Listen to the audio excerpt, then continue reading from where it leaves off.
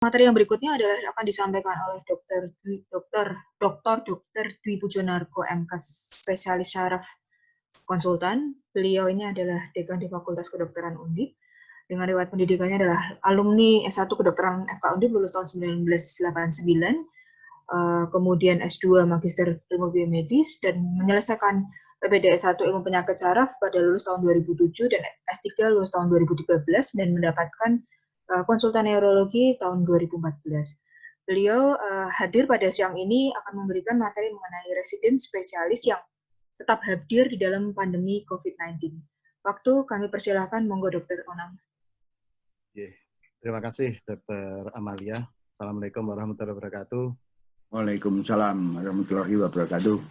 Yang kami hormati para senior dan sejawat sekalian, saya juga terima kasih kepada IDI yang telah memberikan kesempatan pada saya dalam hal ini untuk berbicara dari sudut pandang residen. Jadi sebagai awal dari presentasi saya ini, saya ingin menyampaikan sebelum COVID, itu selama bertahun-tahun itu selalu terjadi perdebatan mengenai siapa sebenarnya residen ini. Sebagai pekerja, sebagai mahasiswa, atau keduanya.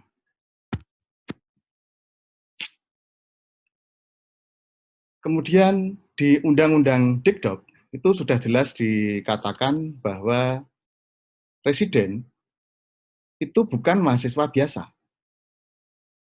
Namun sebagai catatan lainnya, istilah residen ini tidak dikenal dalam skema insentif untuk tenaga medis dari pemerintah.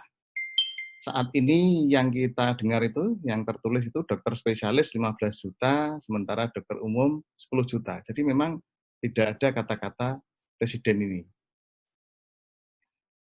Untuk itu saya akan menyampaikan faktanya saat ini, bahwa saat ini pendidikan residen ini cenderung menempatkan residen sebagai peserta didik.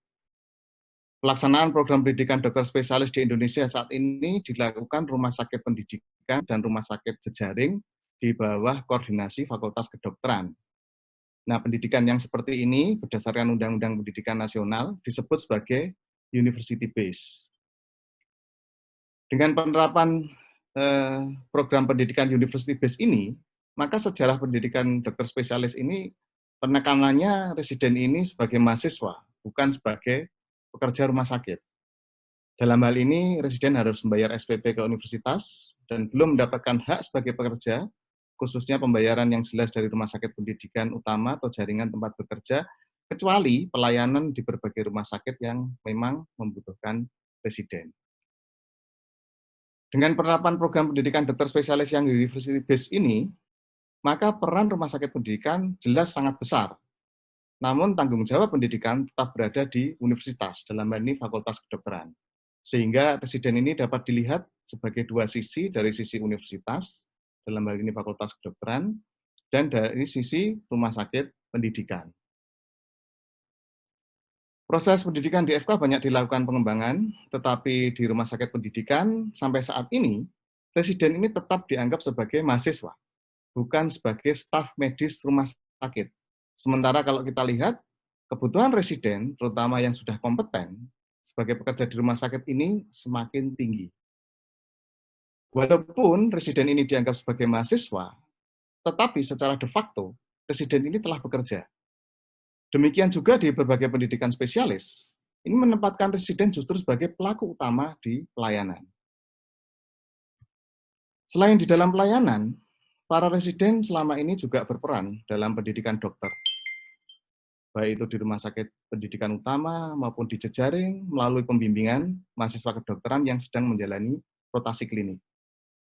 Tugas pembimbingan ini memang menjadi tugas utama para staf pengajar konsultan, namun residen mempunyai kesempatan yang besar untuk berinteraksi dengan para koas dalam kegiatannya sehari-hari. Nah, jadi kalau kita lihat, ada 3 pilar dalam pendidikan seorang dokter spesialis. Ada institusi pendidikan, dalam hal ini adalah Fakultas Kedokteran, kemudian ada rumah sakit pendidikan, dan ada sisi kolegium. Kolegium bersama rumah sakit pendidikan menentukan standar kompetensi dokternya, sedangkan bersama institusi pendidikan menentukan standar-standar pendidikan dokter.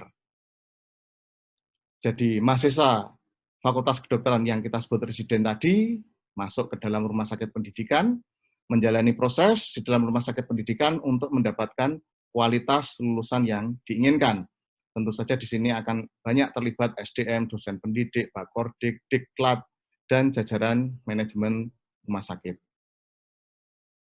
Sebagai mahasiswa kedokteran, residen ini mengikuti aturan-aturan yang berada di Diknas, sekarang Kemendikbud. Kemudian ada peran AIPKI, kemudian ada peran kolegium, kemudian dia bekerja, hidup di dalam rumah sakit pendidikan utama, itu bisa rumah sakit pendidikan utama itu milik Kemenkes atau milik Pemda. Kemenkes ini juga ada asosiasinya dengan ARSPI, dan residen ini juga melaksanakan stase di rumah sakit jejaring. Jejaring ini bisa milik TNI, Polri, atau swasta, atau Dikti. Lalu bagaimana posisi residen ini dalam masa pandemi COVID-19 ini? Mungkin perlu saya sampaikan dulu tradisi pendidikan dokter spesialis di rumah sakit yang sampai saat ini dijalankan. Bahwa pendidikan spesialis selalu ditekankan dengan mekanisme proteksi pada pasien. Jadi selalu pasien safety, dan patient safety. Oleh karena itu, model pendidikan di dokter spesialis ini dilakukan secara magang atau apprenticeship, di mana terjadi hubungan antara konsulen dengan PPDS. Dalam pendidikan magang ini dibagi menjadi 3 tahap. Tahap awal, tahap intermediate, tahap lanjut. Ada istilah lain mungkin label merah, label kuning, label hijau, atau tahap kualifikasi, tahap magang, tahap mandiri, intinya ada 3 tahapan ini. Di tahap awal, hubungan antara konsulen dengan PPDS, yaitu I am doing, you are watching. Jadi konsulen bekerja, PPDS melihat apa yang dikerjakan. Di tahap kedua, di tahap intermediate, we are doing together. Jadi baik konsulen maupun PPDS bekerja bersama-sama. Tetapi kalau dia sudah tahap lanjut, level mandiri, maka hubungannya adalah I'm watching dan you are doing. Jadi di sini terjadi supervisi secara tidak langsung.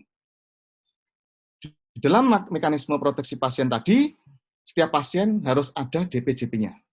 Dan yang menjadi DPJP adalah konsulen, bukan PPDS atau mahasiswa. Dan ada mekanisme kredensial bagi setiap dokter yang melakukan tindakan. Ini adalah gambaran. Kalau seorang spesialis, dia sudah menguasai keseluruhan kompetensi dari divisi-divisi yang ada.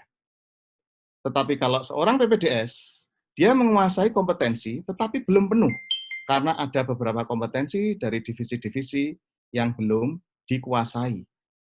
Lalu bagaimana seorang residen boleh menangani pasien? Tentu saja dia harus diberi kewenangan. Itu yang disebut privilege. Jadi ada perbedaan antara privilege dan kompetens. Kalau kompetens, hasilnya diperoleh dari suatu pendidikan atau pengalaman. Tetapi kalau privilege, itu hasil pemberian kewenangan. Kompetens diperoleh dari lembaga pendidikan, tetapi kalau privilege dari otoritas jurisdiksi, kompetens ini akan berubah sesuai paparan praktek untuk masalah kesehatan, sedangkan privilege ini dapat dicabut oleh otoritas yang memberikan. Nah, dengan demikian, maka seorang residen itu bisa menangani pasien kalau dia mendapatkan privilege. Dan ini sudah diatur karena PPDS adalah dokter yang secara de facto ikut menangani pasien. Jadi PPDS memerlukan STR dan SIP. Nah, mengenai dokter penanggung jawab pelayanan, sebagaimana kami sampaikan terdahulu, setiap pasien harus memiliki DPJP yang kompetensinya sesuai dengan keadaan medis pasien. Dan DPJP ini seorang spesialis, bukan PPDS, apalagi koas. DPJP adalah pembuat keputusan medis atau clinical judgment dan penanggung jawab medis pasien. Lalu di mana kedudukan PPDS? PPDS adalah sebagai anggota tim yang kita sebut sebagai asisten DPJP. Lalu, bagaimana dengan PPDS sebagai DPJP tanda petik di rumah sakit jejaring. PPDS di rumah sakit jejaring mengerjakan tugasnya di sana karena ada peran spesialis yang kebetulan ada di rumah sakit jejaring. Atau adanya peran konsulen di rumah sakit atau FK tempat asal PPDS tersebut. Nah, ini tindakan yang dilakukan PPDS di rumah sakit pendidikan maupun di jejaring. Sama-sama tujuannya adalah tujuan pendidikan. Jadi kalau pelayanan yang dilakukan oleh seorang PPDS adalah pelayanan dalam rangka pendidikan. Di rumah sakit pendidikan utama, di bawah supervisi konsulen, bisa dilakukan secara langsung, tetapi kalau di jaring, supervisi biasanya tidak langsung. Di rumah sakit pendidikan utama tidak bisa membuat clinical judgment, jadi karena dia bukan sebagai DPJP, tetapi kalau di rumah sakit jejaring, dia bisa membuat clinical judgment karena ada sebagai DPJP tanda petik tadi. Di rumah sakit pendidikan, tindakan medis yang dilakukan lebih luas, tetapi belum kompeten sepenuhnya oleh rumah sakit. Tetapi kalau di rumah sakit jejaring, tindakan medisnya terbatas, tetapi yang dilakukan adalah sesuai kompetensi yang telah disebutkan oleh rumah sakit. Nah, ini kita lihat ID memberikan seruan untuk melaksanakan gerakan dokter semesta melawan COVID.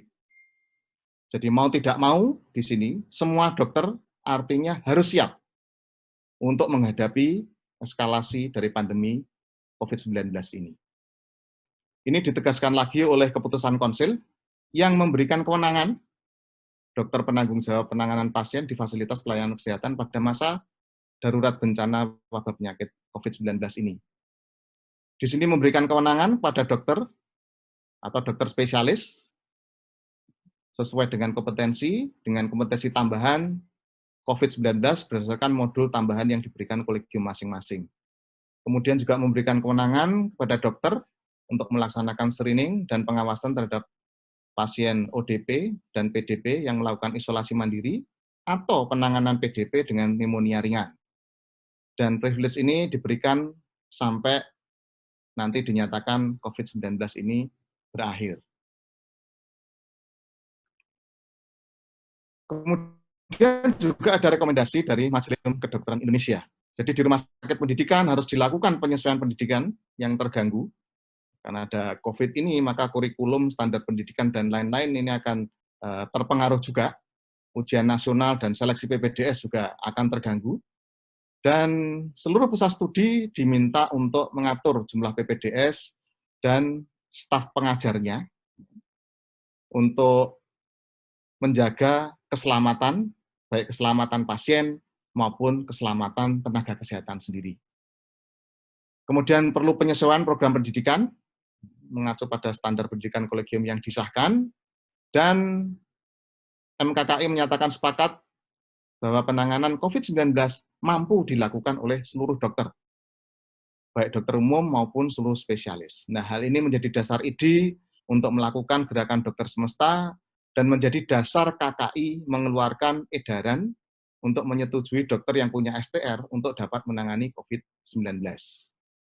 Di sini juga ada seruan untuk melindungi diri dengan APD yang benar dan aman. Sekali lagi, benar dan aman. Lalu akan muncul pertanyaan, apakah hanya APD yang dibutuhkan oleh seorang residen? Kalau kita lihat secara keseluruhan, sebetulnya residen ini adalah dokter yang mengalami stresor fisik karena adanya jam kerja. Jam kerja yang mengharuskan seorang residen ini datang kadang-kadang tidak sesuai dengan jam kerja yang seharusnya. Kadang-kadang pagi ikut pelayanan, malam jaga, paginya ikut pelayanan lagi, bisa sampai 36 jam berada di rumah sakit. Ini adalah stresor fisik tersendiri bagi seorang residen. Berikutnya adalah APD yang sesuai. APD yang sesuai tentu saja ini menjadi kebutuhan bagi semua tenaga kesehatan, termasuk dokter dan residen. Saya kira setiap rumah sakit sudah mengupayakan APD itu sesuai level masing-masing, sesuai level 1, level 2, level 3. Tetapi kalau kita lihat, beberapa tenaga medis yang mengalami positif pada hasil swab-nya, ternyata justru bukan mereka yang berada di ruang isolasi atau ruang-ruang yang membutuhkan APD level 3.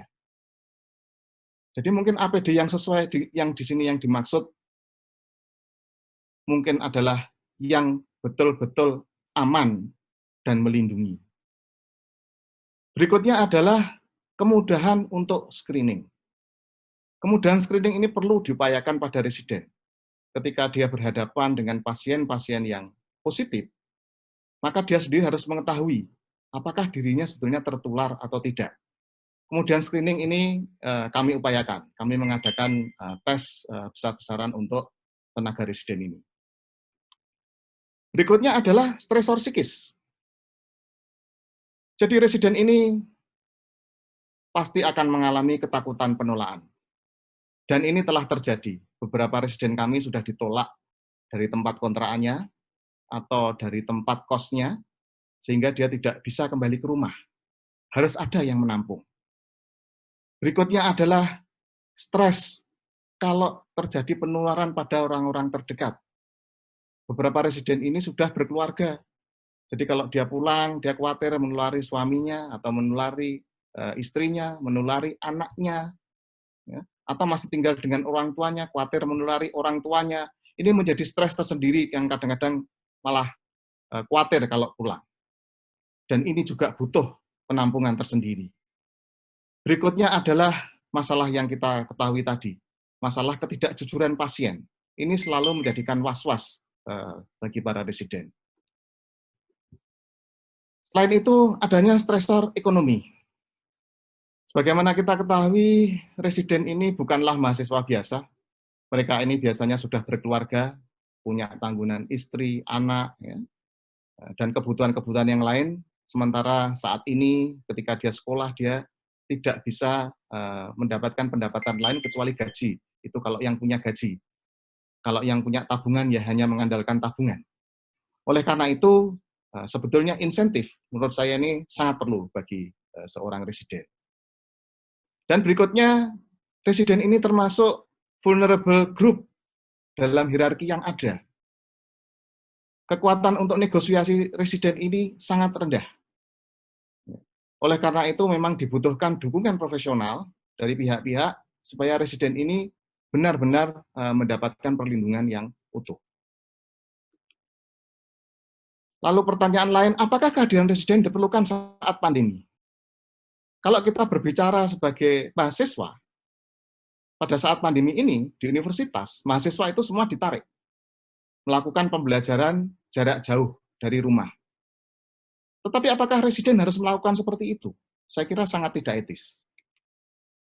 Kalau kita lihat dari aspek pelayanan, kita lihat, apakah jumlah DPJP yang ada sudah cukup? Saya kira sebetulnya pertanyaan ini sudah tidak perlu dijawab. Karena kalau DPJP sudah cukup, ID tidak perlu melakukan gerakan dokter semesta.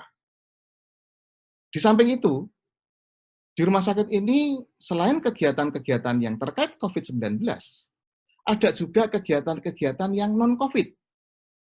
Karena memang, sebagaimana dokter sudah katakan tadi, rumah sakit kita itu tidak murni melayani COVID saja. Masih ada pelayanan-pelayanan yang lain. Nah, apakah residen ini perlu dimobilisasi? Tentu saja ini perlu dilakukan mobilisasi, karena ini seruan ID juga sudah seperti itu. Kemudian, ini pertanyaan lagi, apakah perlindungan pada residen sudah sesuai? Kita harus berpikir ulang lagi mengenai APD level 1, 2, 3, dengan kenyataan yang tertular justru malah tidak berada di yang harus menggunakan APD level 3. Justru yang mereka yang berada di poli dan di tempat-tempat lain yang bukan ruang isolasi atau ICU ini yang tertular. Berikutnya lagi adalah insentif. Di dalam pandemi COVID tadi, yang mendapat insentif adalah dokter spesialis dan dokter. Alangkah lebih baik apabila residen ini dilibatkan untuk mendapatkan insentif yang ikut melakukan pelayanan COVID-19. Dan ini di Rumah Sakit Haryadis sudah diupayakan. Berikutnya adalah dari aspek pendidikan sendiri. Jadi dari aspek pendidikan, kesempatan pada pandemi ini tentu saja tidak boleh dilewatkan. Karena dalam masa pandemi ini, residen akan mendapatkan pengalaman klinis yang tidak dapat ditemukan kalau itu dalam keadaan non-pandemi. Tadi kita lihat bagaimana melakukan penanganan antenatal juga harus menggunakan hazmat, pelayanan stroke juga harus menggunakan hazmat. Ini adalah pengalaman-pengalaman yang hanya bisa didapat saat terjadi pandemi. Berikutnya adalah dampak pencapaian kompetensi lainnya. Sebagai seorang mahasiswa, residen ini dituntut harus menyelesaikan SKS, kegiatan-kegiatan setiap semester. Tetapi dengan adanya pandemi, maka kegiatan-kegiatan akan tertunda. Mereka yang harusnya bisa lulus, tertunda karena harus melakukan pelayanan, ini harus dilakukan modifikasi-modifikasi. Jadi hal-hal tertentu mungkin harus dilakukan pembelajaran jarak jauh, tetap dengan memperhatikan aspek-aspek pelayanan yang harus dilakukan oleh presiden tersebut. Beberapa regulasi mesti dikeluarkan oleh pihak-pihak terkait. Kami mengeluarkan ada surat edaran dekan yang mengatur bagaimana residen itu bekerja. Kemudian dari rumah sakit juga mengeluarkan zonasi mana yang harus menggunakan APD yang sesuai. Kemudian dari rumah sakit juga sudah mengeluarkan bahwa PPDS ini akan menjadi tanggungan rumah sakit ketika dia terindikasi COVID. Itu juga rumah sakit akan melakukan pembatasan pelayanan. Kalau DPJP-nya ada pembatasan, tentu saja residennya juga akan mengalami pembatasan juga. Dan beberapa rekomendasi dari Komkordik yang menjadi pertimbangan kami untuk pelaksanaan pendidikan. Jadi para hadirin sekalian, kalau kita lihat tadi, begitu rumit pendidikan di spesialis ini, ada peran kolegium, ada institusi pendidikan, ada rumah sakit pendidikan, semua punya aturan-aturan, punya regulasi masing-masing, tetapi yang perlu kita ingat bahwa residen adalah seorang dokter. Karena dia seorang dokter, maka payung besarnya tentu saja adalah ID. Dan kami berharap atas bantuan ID, kita bisa gotong royong untuk menyelesaikan tugas-tugas kita sebagai dokter, tanpa memandang itu residen, spesialis, dan sebagainya, supaya pandemi COVID-19 ini segera berlalu. Karena saya yakin gotong royong itu adalah budaya bangsa kita. Dengan gotong royong ini mudah-mudahan permasalahan bisa kita selesaikan. Demikian, terima kasih. Kurang lebihnya mohon maaf. Assalamualaikum warahmatullahi wabarakatuh. Waalaikumsalam warahmatullahi wabarakatuh. Terima kasih untuk Dr. Onang untuk presentasinya. Jadi kita menginjak ke sesi tanya jawab.